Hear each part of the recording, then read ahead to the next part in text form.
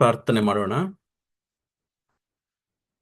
ಸತ್ಯ ದೇವರು, ನಿತ್ಯ ಜೀವವೂ ಆಗಿರುವ ಪರಲೋಕದ ತಂದೆಯೇ, ಯೇಸು ಕ್ರಿಸ್ತನಲ್ಲಿ ನಾವು ನಿನ್ನ ಸನ್ನಿಧಾನಕ್ಕೆ ಬರುವಂತೆ ಕೃಪೆಯನ್ನು ಅನುಗ್ರಹಿಸಿಕೊಟ್ಟದಕ್ಕಾಗಿ ಸ್ತೋತ್ರ. ಈ ದಿನ ಕರ್ತನೆ, ಈ ಝೂಮ್ ವೇದಿಕೆ ಮೂಲಕವಾಗಿ ಸೇರಿ ಬರುವಂತ ಎಲ್ಲ ಸೇವಕರುಗಳನ್ನು, ವಿಶ್ವಾಸಿಗಳನ್ನು ಆಶೀರ್ವಾದ ಮಾಡು. ವಾಕ್ಯದ ಮೂಲಕ ನಾವು ಎಫೆಸದವರಿಗೆ ಬರೆದ ಪತ್ರಿಕೆಯ ನಾವು ಅಧ್ಯಯನ ಮಾಡ್ತಾ ಇರುವಾಗ ನಮ್ಮೆಲ್ಲರಿಗೂ ಕರ್ತನೆ ಪರಲೋಕದ ಜ್ಞಾನವನ್ನು ಕೊಡು. ನಿನ್ನ ವಾಕ್ಯವನ್ನು ಕೇವಲ ಕೇಳುವವರು, ಅರ್ಥ ಮಾಡಿಕೊಳ್ಳುವವರು ಆಗಿರದೆ ಅದನ್ನು ನಮ್ಮ ದೈನಂದಿನ ಜೀವಿತದಲ್ಲಿ ಕಾರ್ಯರೂಪಕ್ಕೆ ತರುವಂತೆ, ಪವಿತ್ರಾತ್ಮನ ಬಲದಲ್ಲಿ ಪರಿಪೂರ್ಣತೆಯಲ್ಲಿ ನಾವು ಬೆಳೆಯುವಂತೆ ನಮಗೆ ಜ್ಞಾನವನ್ನು, ಕೃಪೆಯನ್ನು ಪ್ರತಿದಿನ ಅನುಗ್ರಹಿಸಿಕೊಡು ಎಂಬುದಾಗಿ ನಾವು ಪ್ರಾರ್ಥಿಸ್ತೇವೆ. ಹೀಗೆ ದೇವರೇ, ಈ ದಿನದ ಅಧ್ಯಯನವನ್ನು ನಾವು ನಿನಗೆ ಒಪ್ಪಿಸ್ತಾ ಇದ್ದೇವೆ.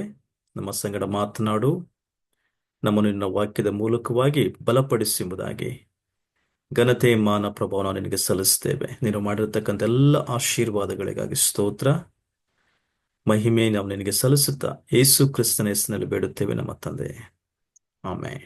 ಆಮೆನ್. ಆಲ್ರೈಟ್, ಮತ್ತೊಂದಾವರ್ತಿ ಎಫೆಸದವರ ಬರೆದ ಪತ್ರಿಕೆಯ ಒಂದು ಅಧ್ಯಯನಕ್ಕೋಸ್ಕರವಾಗಿ ಸೇರಿ ಬಂದಿರತಕ್ಕಂಥ ನಿಮ್ಮೆಲ್ಲರನ್ನು ನಾನು ವಂದಿಸ್ತಾ ಇದ್ದೇನೆ. ಇದು ನಮ್ಮ ಎಫೆಸ ಪತ್ರಿಕೆಯ ಅಧ್ಯಯನದ 17ನೇ ಸಂಚಿಕೆಯಾಗಿರ್ತದೆ. ಮಿಕ್ಕಾದಂತ ವಿಡಿಯೋ ಭಾಗಗಳನ್ನು ನೀವು ವೀಕ್ಷಿಸಬೇಕಾದ್ರೆ ಅಥವಾ ಕಲಿತುಕೊಳ್ಳುವಂತ ವಿಷಯಗಳು ಅನೇಕ ಇರುವ ಕಾರಣ ಮತ್ತೆ ನೀವು ಆ ಒಂದು ಕಳೆದ ಒಂದು ಸಂಚಿಕೆಗಳ ವಿಡಿಯೋಗೆ ಹೋದ್ರೆ ಅವೆಲ್ಲವೂ ನಿಮಗೆ ಲಭ್ಯ ಇರ್ತದೆ ಯೂಟ್ಯೂಬ್ನಲ್ಲಿ. ಸೊ ಈ ದಿನ ನಾವು ಎಫೆಸ ಪತ್ರಿಕೆಯ 3ನೇ ಅಧ್ಯಾಯದ ಕೊನೆಯ ಭಾಗದ, ವಿಶೇಷವಾಗಿ ಪೌಲನ ಪ್ರಾರ್ಥನೆಯ ಕೊನೆಯ ಭಾಗಕ್ಕೆ ನಾವು ಬರ್ತಾ ಇದ್ದೇವೆ. ಈ 3 ಅಧ್ಯಾಯಗಳು ಕಳೆದ ಮೇಲೆ ಪೌಲ 4ರಿಂದ 6ನೇ ಅಧ್ಯಾಯದವರೆಗೂ ವಿಶ್ವಾಸಿ ಹೇಗೆ ತನ್ನ ಪ್ರಾಕೃತಿಕ ಜೀವಿತದಲ್ಲಿ ಅಥವಾ ದೈನಂದಿನ ಜೀವಿತದಲ್ಲಿ ಹೇಗೆ ದೇವರ ವಾಕ್ಯವನ್ನು ಪ್ರಾಕ್ಟೀಸ್ ಮಾಡಬೇಕು ಎಂಬುದರ ವಿಷಯವಾಗಿ ಮಾತನಾಡ್ತಾನೆ. ಅನೇಕ ಸಂಗತಿಗಳನ್ನು ನಾವಲ್ಲಿ ತೆಗೆದುಕೊಂಡು ಮಾತನಾಡಲಿಕ್ಕಿದ್ದೇವೆ. ಇದನ್ನ ಸದ್ಯಕ್ಕೆ ನಾವು ಪ್ರಾರ್ಥನೆಯ ವಿಷಯವನ್ನು ನಾವು ತೆಗೆದುಕೊಂಡು ಪೌಲನು ಎಫೆಸ ಸಭೆಗೋಸ್ಕರವಾಗಿ ಮಾಡಿದಂತ ಪ್ರಾರ್ಥನೆಯನ್ನು ತೆಗೆದುಕೊಂಡು ಇನ್ನೂ ಕೆಲವೊಂದು ಅಂಶಗಳನ್ನು ನಾವು ಗ್ರಹಿಸಿ ನಮ್ಮನ್ನು ಅದಕ್ಕೋಸ್ಕರವಾಗಿ ಒಪ್ಪಿಸಿಕೊಡುವಂತೆ ನಾವು ಅದರ ವಿಷಯವಾಗಿ ಅಧ್ಯಯನ ಮಾಡೋಣ. ಸೊ ನಿಮ್ಮ ಸತ್ಯವೇದಗಳನ್ನು ಎಫೆಸದವರಿಗೆ ಬರೆದ ಪತ್ರಿಕೆ 3ನೇ ಅಧ್ಯಾಯ ಮತ್ತೊಂದು ಆವರ್ತಿ ಈ ವಾಕ್ಯ ಭಾಗ ನಾನು ಓದ್ತೇನೆ. ಓದಿದ ಮೇಲೆ 3ನೇ ಅಂಶವನ್ನು ನಾನು ನಿಮಗೆ ಒತ್ತಿ ಹೇಳಲಿಕ್ಕೆ ಇಚ್ಛಿಸ್ತೇನೆ. ಎಫೆಸ ಪತ್ರಿಕೆ 3ನೇ ಅಧ್ಯಾಯ ವಚನ 14ರಿಂದ ಪ್ರಾರಂಭವಾಗುತ್ತೆ. ಪೌಲ ಈ ರೀತಿಯಾಗಿ ಹೇಳ್ತಾನೆ: ಹೀಗಿರಲಾಗಿ ಯಾವ ತಂದೆಯಿಂದ ಭೂ ಪರಲೋಕಗಳಲ್ಲಿರುವ ಪ್ರತಿ ಜನವು ಹೆಸರು ತೆಗೆದುಕೊಳ್ಳುತ್ತದೋ ಆ ತಂದೆಯ ಮುಂದೆ ನಾನು ಮೊಣಕಾಲೂರಿಕೊಂಡು ಈ ರೀತಿಯಾಗಿ ಪ್ರಾರ್ಥನೆ ಮಾಡ್ತಾನೆ. ಅದೇನೆಂದ್ರೆ, ನೀವು ದೇವರ ಆತ್ಮನ ಮೂಲಕ ಆಂತರ್ಯದಲ್ಲಿ ವಿಶೇಷ ಬಲ ಹೊಂದಿದವರಾಗಬೇಕು ಎಂಬುದಾಗಿ. ಪೌಲನ ಮೊದಲನೇ ಪ್ರಾರ್ಥನೆ, ಅದನ್ನು ನಾವು ಕಳೆದ 2 ವಾರಗಳ ಹಿಂದೆ ಗಮನಿಸಿದ್ದೇವೆ. ಅದೇನೆಂದ್ರೆ, ನಾವು ಆಂತರ್ಯದಲ್ಲಿ ಬಲಗೊಳ್ಳಬೇಕು ಎಂಬುದಾಗಿ ಪೌಲ ಇಲ್ಲಿ ಪ್ರಾರ್ಥಿಸ್ತಾ ಇದ್ದಾನೆ. ಪ್ರತಿಯೊಬ್ಬ ದೇವ ಮಗುವು ಅಥವಾ ಪ್ರತಿಯೊಬ್ಬ ವಿಶ್ವಾಸಿ, ಕ್ರಿಸ್ತನಲ್ಲಿ ಪ್ರತಿಯೊಬ್ಬ ವಿಶ್ವಾಸಿ ಆಂತರ್ಯದಲ್ಲಿ ಬಲಗೊಳ್ಳುವಂಥದ್ದು ಬಹಳ ಪ್ರಾಮುಖ್ಯ. ಯಾಕೆಂದ್ರೆ ಈ ಶಾರೀರಿಕವಾದಂತ ದೇಹ ಪ್ರತಿದಿನ, ದಿನದಿಂದ ದಿನಕ್ಕೆ ಅದು ನಾಶವಾಗುತ್ತಾ ಹೋಗುತ್ತೆ ಅಥವಾ ನಿತ್ಯತ್ವಕ್ಕೆ ಹತ್ತಿರವಾಗುತ್ತಾ ಹೋಗುತ್ತೆ. ಆದರೆ ಆಂತರ್ಯದಲ್ಲಿ ಬಲಗೊಳ್ಳುವಂಥದ್ದು ಎಷ್ಟು ಪ್ರಾಮುಖ್ಯವಾಗಿದೆ ಎಂಬುದನ್ನು ನಾವು ಕಳೆದ ಸಾರಿ ನೋಡ್ಕೊಂಡಿದ್ದೇವೆ. ಅದು ಬಹಳ ಪ್ರಾಮುಖ್ಯ. ವಾಕ್ಯದ ಮೂಲಕ, ಪ್ರಾರ್ಥನೆ ಮೂಲಕ, ಸಭೆಯ ವಿಶ್ವಾಸಿಗಳ ಅನ್ಯೂನ್ಯತೆಯ ಮೂಲಕ, ಕರ್ತನ ಭೋಜನದ ಮೂಲಕ, ಈ ಎಲ್ಲಾ ಸಂಗತಿಗಳ ಮೂಲಕ, ಅನ್ಯೂನ್ಯತೆಯ ಮೂಲಕ ದೇವರು ದಿನದಿಂದ ದಿನಕ್ಕೆ ಪವಿತ್ರಾತ್ಮನ ಮೂಲಕವಾಗಿ ನಮ್ಮನ್ನು ಆಂತರ್ಯದಲ್ಲಿ ಬಲ ತುಂಬುತ್ತಾನೆ ಎಂಬುದಾಗಿ ನಾವು ನೋಡ್ಕೊಂಡಿದ್ದೇವೆ. ಹಾಗೆ 17ನೇ ವಚನಕ್ಕೆ ನೀವು ಬಂದ್ರೆ, ಕ್ರಿಸ್ತನು ನಿಮ್ಮ ನಂಬಿಕೆಯ ಮೂಲಕ, ಅಂದ್ರೆ ನೀವು ಕ್ರಿಸ್ತನಲ್ಲಿ ಇಟ್ಟಿರ್ತಕ್ಕಂಥ ನಂಬಿಕೆಯ ಮೂಲಕ ನಿಮ್ಮ ಹೃದಯಗಳಲ್ಲಿ ವಾಸ ಮಾಡುವ ಹಾಗೆಯೂ ನಾವು ನೋಡ್ಕೊಂಡಿದ್ದೇವೆ. ಅಂದ್ರೆ ಈ ಆ ದೇವರು, ತ್ರಯೇಕ ದೇವರು, ತಂದೆ ಮಗ ಪವಿತ್ರಾತ್ಮ, ಈ ತ್ರಯೇಕ ದೇವರು ನಮ್ಮ ಹೃದಯಗಳಲ್ಲಿ ಹೇಗೆ ವಾಸ ಮಾಡುತ್ತಾನೆ, ಅದು ಪ್ರಾಕೃತಿಕವಾಗಿ ಹೇಗೆ ತೋರಿ ಬರಬೇಕು ಎಂಬುದಾಗಿ ಕೂಡ ನಾವು ನೋಡ್ಕೊಂಡಿದ್ದೇವೆ. ಸೊ ಎರಡನೇದಾಗಿ, ಹಾಗೆಯೂ ಆತನು ತನ್ನ ಮಹಿಮಾತಿಶಯದ ಪ್ರಕಾರ ಇದನ್ನು ನಿಮಗೆ ಅನುಗ್ರಹಿಸಲಿ ಎಂಬುದಾಗಿ ಹೇಳ್ಕೊಡುತ್ತಾ 18ನೇ ವಚನಕ್ಕೆ ಬನ್ನಿ. ನೀವು ದೇವರ ಪ್ರೀತಿಯಲ್ಲಿ ನೆಲೆಗೊಂಡು ಎಂಬ ಪದವನ್ನು ಅಲ್ಲಿ ಪೌಲ ಉಪಯೋಗಿಸ್ತಾನೆ. ಕಳೆದ ಸಾರಿ ನಾವು ನೋಡಿಕೊಂಡ್ವಿ, ದೇವರ ಪ್ರೀತಿಯ ಅಗಲ, ಉದ್ದ, ಎತ್ತರ, ಆಳ ಏನು ಎಂಬುದನ್ನು ನಾವು ಗಮನಿಸಿದ್ದೇವೆ. ಅದನ್ನು ಇಡೀ ನಮ್ಮ ಜೀವಿತದಲ್ಲಿ ಆ ಈ ದೇವರ ಪ್ರೀತಿಯ ಅಗಲ, ಉದ್ದ, ಎತ್ತರ, ಆಳವನ್ನು ಅರ್ಥ ಮಾಡಿಕೊಳ್ಬೇಕಾದ್ರೆ ಆ ಒಂದು ಕ್ರೂಜಿಯ ವೀಕ್ಷಣೆ ನಮಗೆ ಎಷ್ಟು ಪ್ರಾಮುಖ್ಯವಾಗಿದೆ ಎಂಬುದನ್ನು ನಾನು ಅದನ್ನು ಒತ್ತಿ ಹೇಳಿದೆ ಕಳೆದ ಸಾರಿ. ಪ್ರತಿಯೊಬ್ಬ ವಿಶ್ವಾಸಿ ಶಿಲುಬೆಯ ವೀಕ್ಷಣೆ ಅಥವಾ ಶಿಲುಬೆಯ ದರ್ಶನವನ್ನು ಬೆಳೆಸ್ಕೊಳ್ಬೇಕು, ರೂಢಿಸ್ಕೊಳ್ಬೇಕು. ಪ್ರತಿದಿನ ಆ ಶಿಲುಬೆಯನ್ನು ನೋಡುವಾಗ ಕ್ರಿಸ್ತನು ನಮಗೋಸ್ಕರವಾಗಿ ತೋರಿಸಿದಂತ ಆ ಒಂದು ಅಗಾಧವಾದಂತ ಪ್ರೀತಿಯನ್ನು ಅರ್ಥ ಮಾಡಿಕೊಳ್ಳಲಿಕ್ಕೆ ಶಿಲುಬೆಯ ವೀಕ್ಷಣೆಯನ್ನು ನಾವು ಬೆಳೆಸ್ಕೊಳ್ಬೇಕು ಎಂಬುದರ ವಿಷಯವಾಗಿ ನಾನು ನಿಮ್ಮ ಸಂಗಡ ಮಾತನಾಡಿದೆ.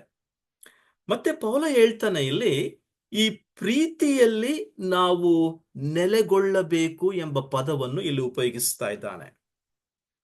ಆ ಪದ ನೆಲೆ ಎಂಬತಕ್ಕಂಥ ಪದ ಏನಂದ್ರೆ, ನಾವು ಬೇರೂರಬೇಕು, ಅದರಲ್ಲಿ ನೆಲೆಗೊಂಡಿರಬೇಕು ಎಂಬ ವಿಷಯವನ್ನು ಅಲ್ಲಿ ನಮಗೆ ಒತ್ತಿ ಹೇಳ್ತಾ ಇದೆ. ಸೊ ನೀವು ಗಮನಿಸಿದ್ರೆ ಕರ್ತನು ಇದನ್ನು ನಮಗೆ ಒತ್ತಿ ಹೇಳಿದ್ದಾನೆ. ಅದೇನೆಂದ್ರೆ, ನಾವು ಈ ದೇವರ ಪ್ರೀತಿಯಲ್ಲಿ ಬೇರೂರಬೇಕು ಮತ್ತು ನೆಲೆಗೊಂಡು ಅದರಲ್ಲಿ ನಾವು ಬೆಳೆಯಬೇಕಾಗಿದೆ ಎಂಬ ವಿಷಯವನ್ನು ಇಲ್ಲಿ ಪೌಲ ಒತ್ತಿ ಹೇಳ್ತಾ ಇದ್ದಾನೆ. ಈ ನೆಲೆ ಎಂಬತಕ್ಕಂಥ ಪದದ ಅರ್ಥ ಏನಂದ್ರೆ, ನೀವು ಇದನ್ನ ಅರ್ಥ ಮಾಡ್ಕೊಳ್ಬೇಕಾದ್ರೆ ಯೋಹಾನನ ಸುವಾರ್ತೆ ನೀವು 15ನೇ ಅಧ್ಯಾಯಕ್ಕೆ ನೀವು ಹೋಗ್ಬೇಕು. ಅಲ್ಲಿ ಕರ್ತನು ಒಂದು ದೃಷ್ಟಾಂತವನ್ನು ನಮಗೆ ತೋರಿಸ್ಕೊಡುತ್ತಾ ಅದನ್ನು ನಮಗೆ ವಿವರಿಸ್ತಾನೆ. ನೀವು ಯೋಹಾನನ ಸುವಾರ್ತೆ 15ನೇ ಅಧ್ಯಾಯಕ್ಕೆ ನೀವು ಬನ್ನಿ. ಅಲ್ಲಿ ಕರ್ತನು ಈ ರೀತಿಯಾಗಿ ಪ್ರಾರಂಭ ಮಾಡ್ತಾನೆ. ನಾನೇ ನಿಜವಾದಂತಹ ದ್ರಾಕ್ಷೆ ಬಳ್ಳಿ, ಅಂದ್ರೆ ಒಂದು ಆತ್ಮಿಕವಾದಂತ ಸಂಗತಿಯನ್ನು ನಮಗೆ ಕಲಿಸಿಕೊಡುವುದಕ್ಕೋಸ್ಕರವಾಗಿ ಒಂದು ದೃಷ್ಟಾಂತ, ದ್ರಾಕ್ಷ ಬಳ್ಳಿಯ ದೃಷ್ಟಾಂತವನ್ನು ತೆಗೆದುಕೊಂಡು ನಮಗೆ ವಿವರಿಸ್ತಾ ಇದ್ದಾನೆ. ನಾನು ನಿಜವಾದಂತ ದ್ರಾಕ್ಷ ಬಳ್ಳಿ, ನನ್ನ ತಂದೆ ತೋಟಗಾರನಾಗಿದ್ದಾನೆ. ನನ್ನಲ್ಲಿದ್ದು, ನೋಡಿ ಇಲ್ಲಿ, ನನ್ನಲ್ಲಿ ನೆಲೆಗೊಂಡಿದ್ದು ಫಲ ಕೊಡದಿರುವ ಪ್ರತಿಯೊಂದು ಕೊಂಬೆಯನ್ನು ಆತನು ತೆಗೆದು ಹಾಕ್ತಾನೆ. ಆದ್ರೆ ಫಲ ಕೊಡುವ ಪ್ರತಿಯೊಂದು ಕೊಂಬೆಯು ಹೆಚ್ಚು ಫಲ ಕೊಡುವ ಹಾಗೆ ಅದನ್ನು ಆತನು ಶುದ್ಧಿ ಮಾಡುತ್ತಾನೆ. ಶುದ್ಧೀಕರಣ, ದೈನಂದಿನ ಜೀವಿತದ ವಿಶ್ವಾಸಿಯ ಜೀವಿತದಲ್ಲಿ ನಡೆಯುವಂತ ಶುದ್ಧೀಕರಣ. ನೀವು ನೋಡಿ, ನಾನು ನಿಮಗೆ ಹೇಳಿದ ವಾಕ್ಯದ ದೆಸೆಯಿಂದ ನೀವು ಶುದ್ಧರಾಗಿದ್ದೀರಾ. ಈಗ 4ನೇ ವಚನಕ್ಕೆ ಬನ್ನಿ. ನೀವು ನನ್ನಲ್ಲಿ ನೆಲೆಗೊಂಡಿರ್ರಿ. ಅರ್ಥ ಏನಂದ್ರೆ, ಕರ್ತನ ಹೇಳ್ತಾ ಇದ್ದಾನೆ, ನೀವು ನನ್ನಲ್ಲಿ ಪ್ರತಿದಿನ ನೆಲೆಗೊಂಡಿರಬೇಕು, ನಾನು ನಿಮ್ಮಲ್ಲಿ ನೆಲೆಗೊಂಡಿರ್ತೇನೆ. ಸೊ ಕೊಂಬೆಯು ಬಳ್ಳಿಯಲ್ಲಿ ನೆಲೆಗೊಂಡಿರದಿದ್ದರೆ ಅದು ಹೇಗೆ ತನ್ನಷ್ಟಕ್ಕೆ ತಾನೇ ಫಲ ಕೊಡಲಾರದೋ, ಹಾಗೆಯೇ ನೀವು ನನ್ನಲ್ಲಿ ನೆಲೆಗೊಂಡಿರದಿದ್ದರೆ ಫಲ ಕೊಡಲಾರಿರಿ. ಒಂದು ಬಳ್ಳಿಯನ್ನು ನೋಡುವಾಗ ಕೊಂಬೆ ಯಾವ ರೀತಿಯಾಗಿ ಆ ಬಳ್ಳಿಗೆ ಸಂಪೂರ್ಣವಾಗಿ ಆಧಾರಗೊಂಡಿರ್ತದೋ, ಆ ರೀತಿಯಾಗಿ ನಾವು ಕ್ರಿಸ್ತನ ಮೇಲೆ ಸಂಪೂರ್ಣವಾಗಿ ಆಧಾರಗೊಂಡಿದ್ರೆ ಮಾತ್ರ ಈ ದೈನಂದಿನ ಜೀವಿತದಲ್ಲಿ, ಕ್ರೈಸ್ತಿಯ ಜೀವಿತದಲ್ಲಿ ಫಲ ಕೊಡ್ಲಿಕ್ಕೆ ಸಾಧ್ಯ. ಅದಕ್ಕೆ ಪ್ರಮುಖವಾದದ್ದು ನೆಲೆಗೊಂಡಿರುವಂಥದ್ದು, ಕ್ರಿಸ್ತನಲ್ಲಿ ನೆಲೆಗೊಂಡಿರುವಂಥದ್ದು. ನೋಡಿ 5ನೇ ವಚನ, ನಾನು ದ್ರಾಕ್ಷ ಬಳ್ಳಿ, ಮತ್ತೆ ಹೇಳ್ತಾ ಇದ್ದಾನೆ, ನೀವು ಕೊಂಬೆಗಳಾಗಿದ್ದೀರಾ, ನನ್ನೊಟ್ಟಿಗೆ ಅಂಟಿಕೊಂಡಿದ್ದೀರಾ. ಒಬ್ಬನು ನನ್ನಲ್ಲಿಯೂ ನಾನು ಅವನಲ್ಲಿಯೂ ನೆಲೆಗೊಂಡಿದ್ದರೆ ಅವನೇ ಬಹಳ ಫಲ ಕೊಡುವವನಾಗಿದ್ದಾನೆ. ಸೊ ನೀವು ನನ್ನನ್ನು ಬಿಟ್ಟು ಏನು ಮಾಡಲಾರಿರಿ. ನೋಡಿ ಎಷ್ಟು ಅದ್ಭುತವಾಗಿದೆ ವಾಕ್ಯ ಭಾಗ ಇಲ್ಲಿ. ಅಂದ್ರೆ ನಮ್ಮ ಆತ್ಮಿಕ ಜೀವಿತದಲ್ಲಿ ಪ್ರೀತಿಯಲ್ಲಿ ಬೆಳೆಯಬೇಕಾದ್ರೆ ಪೌಲನು ಹೇಳುವ ಪ್ರಕಾರ 3ನೇ ಅಧ್ಯಾಯದಲ್ಲಿ, ಎಫೆಸ 3ನೇ ಅಧ್ಯಾಯದಲ್ಲಿ, ಆ ಒಂದು ದೇವರ ಪ್ರೀತಿಯ ಅಗಲ, ಉದ್ದ, ಆಳ, ಎತ್ತರವಾದಂತ ಈ ಅಗಾಧವಾದಂತ ದೇವರ ಪ್ರೀತಿಯಲ್ಲಿ ಬೆಳೆಯಬೇಕಾದ್ರೆ ಕ್ರಿಸ್ತನಲ್ಲಿ ನೆಲೆಗೊಂಡಿರುವಂಥದ್ದು, ಪ್ರತಿದಿನ ಆತನ ಮೇಲೆ ಆತುಕೊಂಡು ಜೀವಿಸುವಂಥದ್ದು, ಆತನಲ್ಲಿ ನೆಲೆಗೊಂಡಿರುವಂಥದ್ದು ಬಹಳ ಪ್ರಾಮುಖ್ಯವಾಗಿದೆ ಎಂಬುದನ್ನು ಯೋಹಾನನ ಸುವಾರ್ತೆಯಲ್ಲಿ ಕ್ರಿಸ್ತನು ಒತ್ತಿ ಹೇಳಿದ ಹಾಗೆ ಪೌಲನು ಕೂಡ 3ನೇ ಅಧ್ಯಾಯದಲ್ಲಿ, ಅಂದ್ರೆ ಎಫೆಸ 3ನೇ ಅಧ್ಯಾಯದಲ್ಲಿ ನಮಗೆ ತಿಳಿಸ್ತಾ ಇದ್ದಾನೆ. ಯಾವನು ನನ್ನಲ್ಲಿ ನೆಲೆಗೊಂಡಿರುವುದಿಲ್ಲವೋ ಅವನು ಆ ಕೊಂಬೆಯಂತೆ ಹೊರಕ್ಕೆ ಬಿಸಾಡಲ್ಪಡುತ್ತಾನೆ, ಮತ್ತು ಆ ಕೊಂಬೆಗಳನ್ನು ಕೂಡಿಸಿ ಬೆಂಕಿಯಲ್ಲಿ ಹಾಕ್ತಾರೆ, ಅವು ಸುಟ್ಟು ಹೋಗ್ತವೆ. ಆದ್ರೆ ನೀವು ನನ್ನಲ್ಲಿಯೂ ನನ್ನ ವಾಕ್ಯಗಳು ನಿಮ್ಮಲ್ಲಿಯೂ ನೆಲೆಗೊಂಡಿದ್ದರೆ ನೀವು ಏನು ಬೇಕಾದರೂ ಬೇಡಿಕೊಳ್ಳ್ರಿ, ಅದು ನಿಮಗೆ ದೊರೆಯುತ್ತದೆ ಎಂಬುದಾಗಿ ವಾಗ್ದಾನ ರೂಪವಾಗಿ ಕರ್ತನ್ ನಮಗೆ ತಿಳಿಸ್ತಾ ಇದ್ದಾನೆ. ಸೊ ನೀವು ಬಹಳ ಫಲ ಕೊಡುವುದರಿಂದಲೇ ನನ್ನ ತಂದೆಗೆ ಮಹಿಮೆ ಉಂಟಾಗ್ತದೆ, ಮತ್ತು ನೀವು ನಿಜವಾಗಿ ನನ್ನ ಶಿಷ್ಯರಾಗಿ ಈ ಲೋಕದಲ್ಲಿ ಜೀವಿಸಲಿಕ್ಕೆ ಸಾಧ್ಯವಾಗ್ತದೆ. ಸೊ ಇದನ್ನು ನೀವು ನೆನಪು ಮಾಡ್ಕೊಳ್ಬೇಕೆಂಬುದಾಗಿ ನಾನು ತಿಳಿಸುತ್ತಾ ಮತ್ತೆ ಎಫೆಸ ಪತ್ರಿಕೆಗೆ ನಾನು ಹೋಗ್ತಾ ಇದ್ದೇನೆ. ಆ ಎಫೆಸ ಪತ್ರಿಕೆಯ 3ನೇ ಅಧ್ಯಾಯಕ್ಕೆ ನೀವು ಮತ್ತೆ ಬಂದ್ರೆ ಆ ಪ್ರಾರ್ಥನೆ ಭಾಗದಲ್ಲಿ ಪೌಲನು ನಮಗೆ ತಿಳಿಸ್ತಾ ಇದ್ದಾನೆ. ಮತ್ತೊಂದು ಆವರ್ತಿ ನೀವು ಗಮನಿಸಿ, 18ನೇ ವಚನ, 3ನೇ ಅಧ್ಯಾಯ 18ನೇ ವಚನ, ನೀವು ದೇವರ ಪ್ರೀತಿಯಲ್ಲಿ ನೆಲೆಗೊಂಡಿರಬೇಕು. ಅದೇ ಪದ ಕ್ರಿಸ್ತನು ಒತ್ತಿ ಹೇಳಿದಂತ ಯೋಹಾನನ ಸುವಾರ್ತೆ 15ನೇ ಅಧ್ಯಾಯದಲ್ಲಿ ಒತ್ತಿ ಹೇಳಿದಂತ ಅದೇ ಪದ ಇಲ್ಲಿ ಉಪಯೋಗವಾಗಿದೆ. ಅಂದ್ರೆ ನೀವು ಬೇರೂರಿ ಕ್ರಿಸ್ತನಿಗೆ ಅಂಟಿಕೊಂಡು ಜೀವಿಸಬೇಕಾಗಿದೆ, ದೇವರ ವಾಕ್ಯದಲ್ಲಿ ನೆಲೆ ಊರಬೇಕಾಗಿದೆ, ಪ್ರಾರ್ಥನೆಯಲ್ಲಿ ನೆಲೆ ಊರಬೇಕಾಗಿದೆ, ದೇವರ ಸಂಬಂಧದಲ್ಲಿ ನೆಲೆ ಊರಿ ಬೆಳೆಯಬೇಕಾಗಿದೆ. ಆಗ ನಡೆಯುವಾಗ ನೀವು ಈ ಕ್ರೈಸ್ತಿಯ ಜೀವಿತದಲ್ಲಿ ನಿಂತುಕೊಳ್ಳಲಿಕ್ಕೆ ಸಾಧ್ಯ.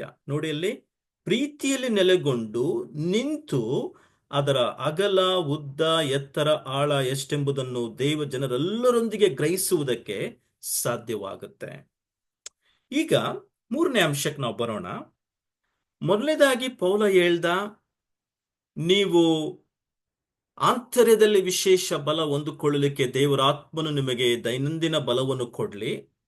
ಎರಡನೇದಾಗಿ ದೇವರ ಅಗಾಧವಾದಂತ, ಕ್ರಿಸ್ತನ ಅಗಾಧವಾದಂತ ಈ ಪ್ರೀತಿ, ಇದರ ಅಗಲ, ಉದ್ದ, ಎತ್ತರ, ಆಳ ಏನೆಂಬುದನ್ನು ನೀವು ಗ್ರಹಿಸುವುದಕ್ಕೆ ನೀವು ನೆಲೆಗೊಳ್ಳಬೇಕು, ನಿಂತುಕೊಳ್ಳಬೇಕು, ಕರ್ತನ ಮೇಲೆ ಸಂಪೂರ್ಣವಾಗಿ ಆತುಕೊಂಡು ಜೀವಿಸಬೇಕು ಎಂಬುದಾಗಿ ನಮಗೆ ತಿಳಿಸ್ತಾ, ಈಗ 19ನೇ ವಚನಕ್ಕೆ ನೀವು ಬರುವಾಗ ಅಲ್ಲಿ ಜ್ಞಾನದ ವಿಷಯವಾಗಿ ಮತ್ತು ಜ್ಞಾನದ ಪರಿಪೂರ್ಣತೆ ವಿಷಯವಾಗಿ ಪೌಲ ಮಾತನಾಡ್ತಾನೆ. ನೋಡಿ, 19ನೇ ವಚನಕ್ಕೆ ಬನ್ನಿ.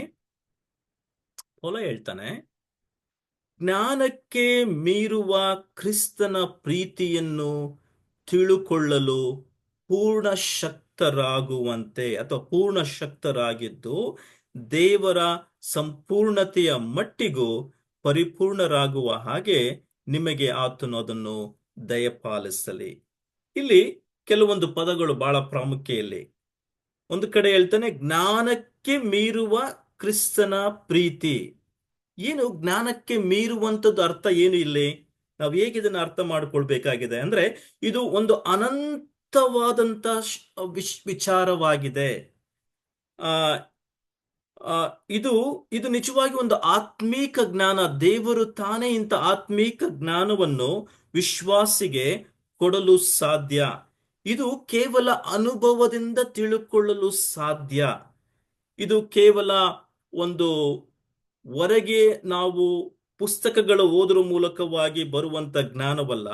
ಇದನ್ನು ಅನುಭವದಲ್ಲಿ ನಾವು ಕ್ರಿಸ್ತನೊಂದಿಗೆ ನಡೆಯುವಂತ ಸಂಬಂಧದ ಮೂಲಕವಾಗಿ ತಿಳುಕೊಳ್ಳುವಂತ ಜ್ಞಾನ ಎಂಬುದನ್ನು ಪೌಲ ಇಲ್ಲಿ ತಿಳಿಸ್ತಾ ಇದ್ದಾನೆ. ಒಂದು ಉದಾಹರಣೆ ನಾವು ತೆಗೆದುಕೊಂಡ್ರೆ, ಹೊರಗಿನ ತೋರಿಕೆಗೆ ಮಾತ್ರ ಸಮುದ್ರ ಎಷ್ಟು ವಿಶಾಲವಾಗಿದೆ ಎಂಬುದಾಗಿ ಮಾತ್ರ ನಾವು ತಿಳ್ಕೊಳ್ತೇವೆ. ಆದ್ರೆ ಆ ಸಮುದ್ರ ಯಾನ ಮಾಡುವಾಗ ಮಾತ್ರ, ಅಥವಾ ನೌಕೆಯ ಯಾನ ಮಾಡುವಾಗ ಅದರ ಒಳಗಡೆ ಹೋಗಿ ಅದರ ಅದರ ಆಳ ಎಷ್ಟಿದೆ ಎಂಬುದಾಗಿ ಅನುಭವದಿಂದ ತಿಳುಕೊಳ್ಳೋದ್ರ ಮೂಲಕ ಮಾತ್ರ ನಾವು ತಿಳ್ಕೊಳ್ಳಿಕ್ಕೆ ಸಾಧ್ಯ. ಅನೇಕ ಸಾರಿ ನಮ್ಮ ಜ್ಞಾನ ಎಂಬತಕ್ಕಂಥದ್ದು ಈ ಲೌಕಿಕವಾದಂಥ ಜ್ಞಾನ ಅಥವಾ ಪುಸ್ತಕದ ಜ್ಞಾನ ಅಥವಾ ಈ ಲೋಕದ ಜ್ಞಾನದ ಮೇಲೆ ನಾವು ಆಧಾರಗೊಂಡಿರ್ತೇವೆ.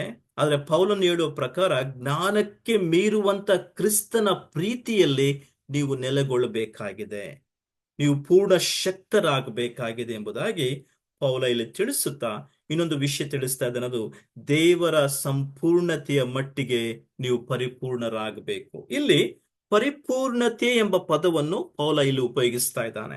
ಇದೇ ಪದ ಮತ್ತೊಂದು ಆವರ್ತಿ 4ನೇ ಅಧ್ಯಾಯಕ್ಕೆ ಬರುವಾಗ ಉಪಯೋಗಿಸ್ತಾನೆ, ಮತ್ತೆ 5ನೇ ಅಧ್ಯಾಯಕ್ಕೆ ಬರುವಾಗ ಮತ್ತೆ ಉಪಯೋಗಿಸ್ತಾನೆ. ಏನಂದ್ರೆ ಈ ಪರಿಪೂರ್ಣತೆ ಹೇಗೆ ಸಾಧ್ಯವಾಗುತ್ತೆ ವಿಶ್ವಾಸಿಗೆ? ಅದು ಕೇವಲ ಪವಿತ್ರಾತ್ಮನ ಬಲದ ಮೂಲಕ ಮಾತ್ರ ಸಾಧ್ಯವಾಗುತ್ತೆ. ವಿಶ್ವಾಸಿ ನಿಜವಾಗಿಯೂ ಆ ಪರಿಪೂರ್ಣತೆಗೆ ಬರ್ಲಿಕ್ಕೆ ಈ ಈ ಒಂದು ಈ ಒಂದು ಶಾರೀರಿಕ ಜೀವಿತದಲ್ಲಿ ಬರ್ಲಿಕ್ಕೆ ಅಸಾಧ್ಯ. ಆದ್ರೆ ಆ ಪರಿಪೂರ್ಣತೆಯಲ್ಲಿ ವಿಶ್ವಾಸಿ ಪ್ರತಿದಿನ ಬೆಳೆಯಬೇಕಾಗಿದೆ. ಪರಿಪೂರ್ಣತೆಯ ಕಡೆಗೆ ನಾವು ಮುಖ ಮಾಡಬೇಕಾಗಿದೆ.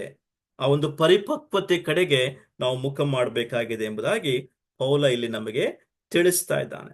ಸೊ ಈ ಪರಿಪೂರ್ಣತೆ ಬಗ್ಗೆ ನಾವು ಯೋಚನೆ ಮಾಡುವಾಗ ದೇವರ ಜ್ಞಾನದ ಪರಿಪೂರ್ಣತೆಗೆ ನಾವು ಪ್ರತಿದಿನ ನಾವು ಎದುರು ನೋಡಬೇಕಾಗಿದೆ, ಅದಕ್ಕೋಸ್ಕರವಾಗಿ ಪ್ರಯಾಸ ಪಡಬೇಕಾಗಿದೆ ಎಂಬುದನ್ನು ಪೌಲ ಇಲ್ಲಿ ನಮಗೆ ತಿಳಿಸ್ತಾನೆ. ಸೊ ಈ 3 ಪ್ರಾರ್ಥನೆ ಯಾಕೆ ಪೌಲ ಇಲ್ಲಿ ಪ್ರಾರ್ಥಿಸಿ ಮುಂದಿನ ಭಾಗಕ್ಕೆ ಹೋಗ್ತಾನಂದ್ರೆ, ಇದೇ ವಿಷಯಗಳು ಮತ್ತೆ ವಿಶ್ವಾಸಿಯ ಜೀವಿತದಲ್ಲಿ, ದೈನಂದಿನ ಜೀವಿತದಲ್ಲಿ ಎಷ್ಟು ಪ್ರಾಮುಖ್ಯವಾಗಿದೆ ಎಂಬುದನ್ನು 4ನೇ ಅಧ್ಯಾಯ, 5ನೇ ಅಧ್ಯಾಯ ಮತ್ತು 6ನೇ ಅಧ್ಯಾಯಕ್ಕೆ ಬರುವಾಗ ಅವು ನಮಗೆ ಸ್ಪಷ್ಟವಾಗುತ್ತೆ. ಈಗ ಈ ಒಂದು ವಿಷಯವನ್ನು ನಾವು ಅರ್ಥ ಮಾಡಿಕೊಂಡಿರುವ ಹಾಗೆ ಈ ಪರಿಪೂರ್ಣತೆ ಎಂಬ ಪದವನ್ನು ಪೌಲ ಇಲ್ಲಿ ಉಪಯೋಗಿಸುವಾಗ ನಾವು ತುಂಬಲ್ಪಡುವಂತ ವಿಷಯವನ್ನು ಇಲ್ಲಿ ಒತ್ತಿ ಹೇಳ್ತಾ ಇದ್ದಾನೆ ಪೌಲ. ನೀವು ಇದೇ ಎಫೆಸ 5ನೇ ಅಧ್ಯಾಯ 18ನೇ ವಚನಕ್ಕೆ ಹೋದ್ರೆ ಅಲ್ಲಿ ಪೌಲ ಹೇಳ್ತಾನೆ, ಮದ್ಯಪಾನ ಮಾಡಿ ಮತ್ತರಾಗಬೇಡ್ರಿ, ಅಂದ್ರೆ ಮದ್ಯಪಾನದಿಂದ ತುಂಬಿಸಲ್ಪಡಬೇಡ್ರಿ, ಅದರಿಂದ ಪಟ್ಟಿಂಗತನ ಹುಟ್ಟುತ್ತದೆ. ಆದ್ರೆ ಅದಕ್ಕೆ ಬದಲಾಗಿ ಪವಿತ್ರಾತ್ಮನಿಂದ ನೀವು ತುಂಬಿಸಲ್ಪಡಬೇಕು. ಅರ್ಥ ಏನಂದ್ರೆ, ಕ್ರಿಸ್ತನ ಜ್ಞಾನದಿಂದ ತುಂಬಿಸಲ್ಪಡುವಂಥದ್ದು, ದೇವರ ಜ್ಞಾನದಿಂದ ತುಂಬಿಸಲ್ಪಡುವಂಥದ್ದು ಮತ್ತು ಪವಿತ್ರಾತ್ಮನದಿಂದ ತುಂಬಿಸಲ್ಪಡುವಂಥದ್ದು ಒಂದೇ. ಇಲ್ಲಿ ಅದನ್ನೇ ಪೌಲ ಇಲ್ಲಿ ಉಪಯೋಗಿಸ್ತಾ ಇದ್ದಾನೆ. ನೀವು ಪರಿಪೂರ್ಣತೆಯಲ್ಲಿ ತುಂಬಿಸಲ್ಪಡಬೇಕು, ಅದಕ್ಕೋಸ್ಕರವಾಗಿ ಪ್ರಾರ್ಥಿಸ್ತಾ ಇದ್ದೇನೆ ಎಂಬುದಾಗಿ. ಸೊ ಈ 3 ವಿಷಯ ವಿಶ್ವಾಸಿಯ ಜೀವಿತದಲ್ಲಿ ಬಹಳ ಪ್ರಾಮುಖ್ಯವಾಗಿದೆ.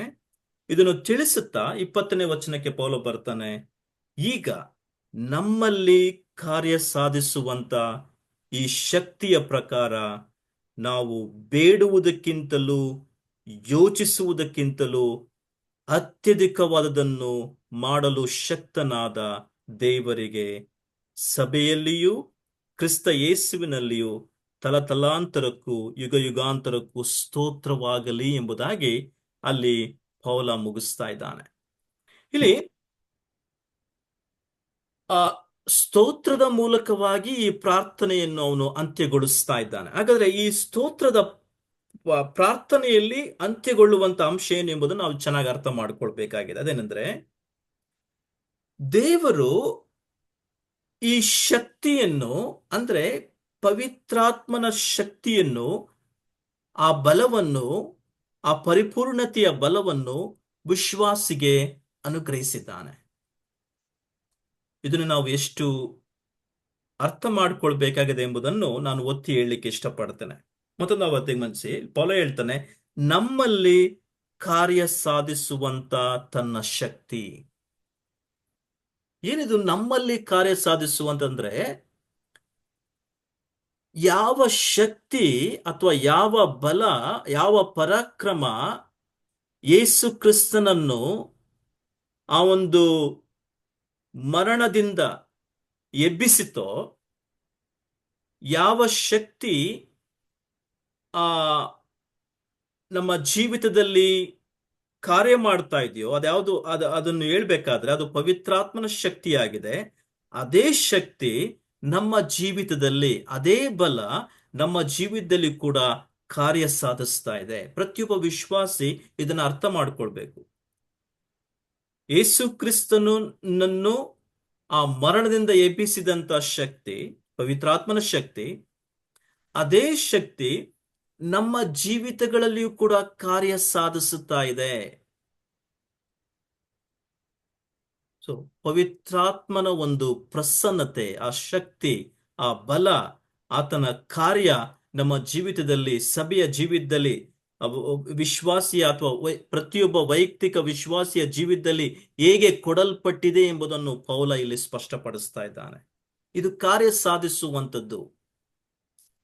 ಪ್ರಕಾರ ಈಗ ಪೌಲ ಹೇಳ್ತಾನೆ, ನಾವು ಬೇಡುವುದಕ್ಕಿಂತಲೂ ಯೋಚಿಸುವುದಕ್ಕಿಂತಲೂ, ಅಂದ್ರೆ ಈ ಅದ್ಭುತವಾದಂತ ಕಾರ್ಯ ಎಷ್ಟು ನಿಶ್ಚಯವಾಗಿದೆ ನಮ್ಮ ಜೀವಿತದಲ್ಲಿ. ಪವಿತ್ರಾತ್ಮನ ಬಲವನ್ನು ದೇವರು ವಿಶ್ವಾಸಿಯ ಜೀವಿತಕ್ಕೆ ಹೇಗೆ ಅನುಗ್ರಹಿಸಿಕೊಟ್ಟಿದ್ದಾನೆ, ಪವಿತ್ರಾತ್ಮನ ಒಂದು ಪ್ರಸನ್ನತೆಯನ್ನು ದೇವರು ವಿಶ್ವಾಸಿಯ ಜೀವಿತದಲ್ಲಿ ಹೇಗೆ ಅನುಗ್ರಹಿಸಿಕೊಟ್ಟಿದ್ದಾನೆ, ಇದನ್ನು ನೀವು ತಿಳುಕೊಳ್ಳಬೇಕು. ಇದರ ಬಲವನ್ನು ನೀವು ತಿಳುಕೊಳ್ಬೇಕು. ಆ ಒಂದು ಆಲೋಚನೆಯಲ್ಲಿ ನೀವು ಜೀವಿಸಬೇಕೆಂಬುದನ್ನು ಪೌಲ ಇಲ್ಲಿ ಒತ್ತಿ ಹೇಳ್ತಾ ಇದ್ದಾನೆ. ಏನಿದು?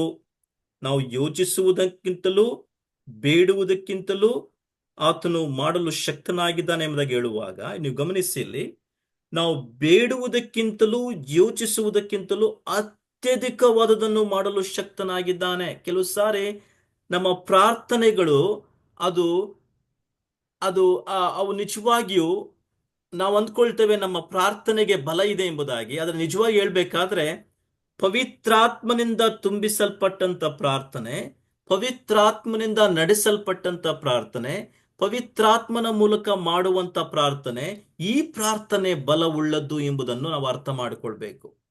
ಅಂದ್ರೆ ಅನೇಕ ಸರಿ ನಾವು ಪ್ರಾರ್ಥಿಸ್ತೇವೆ, ಆ ಕಾರ್ಯಗಳು ಈ ರೀತಿಯಾಗಿ ಕಾರ್ಯರೂಪಕ್ಕೆ ಬರಬೇಕು, ಕಾರ್ಯ ಸಾಧಕವಾಗಬೇಕು, ಈ ರೀತಿಯಾಗಿ. ಸೊ ನಮಗೆ ಅನೇಕ ಯೋಜನೆಗಳು ಕೂಡ ಇದಾವೆ, ಅನೇಕ ಉದ್ದೇಶಗಳು ಕೂಡ ಇದಾವೆ.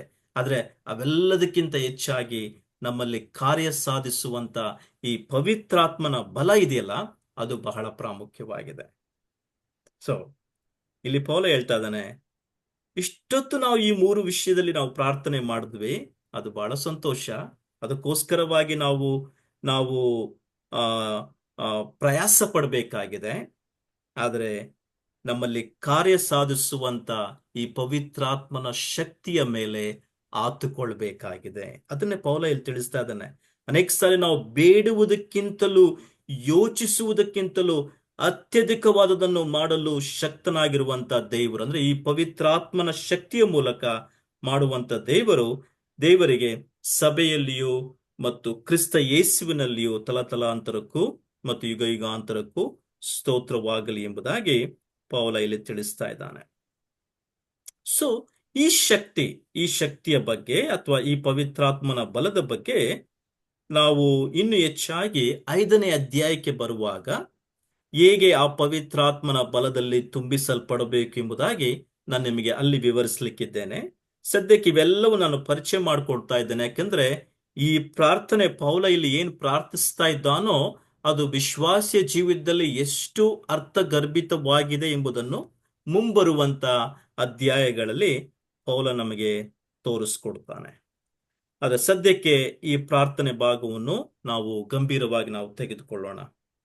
ಆಂತರ್ಯದಲ್ಲಿ ಪ್ರತಿದಿನ ನಾವು ಬಲಗೊಳ್ಳಲಿಕ್ಕೆ ಪವಿತ್ರಾತ್ಮನಿಗೆ ಅವಕಾಶ ಮಾಡಿಕೊಡೋಣ.